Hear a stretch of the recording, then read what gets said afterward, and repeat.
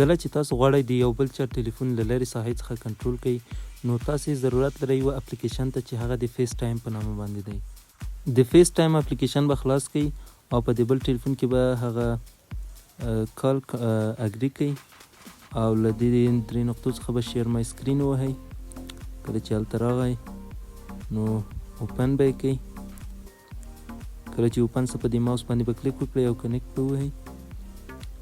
کله مو چې کنیکټ کړل نو په دې توګه تاسو کولی شئ چې د بل چا ټلیفون له لرې ساحې څخه کنټرول کړئ او هغه کوم سیټینګ چې ضرورت چې لري هغه ورته اجرا کړئ. نو ډیره مننه چې د دې ویډیو تر پای پورې مو زموږ ملتیا وکړه. که مو له داسې ډول ویډیوګانو سره مینه وي نو زموږ یوټیوب چینل در سره سبسکرایب کړئ، د زنګ بټن فالو کړئ تر څو زموږ له نوې ویډیوګانو څخه خبر شئ. تر بلې ویډیو پورې مو په لوی او بخښونکي خدای سپارم. پاتې ورځ مو نیکمرغه دی. الله په امان.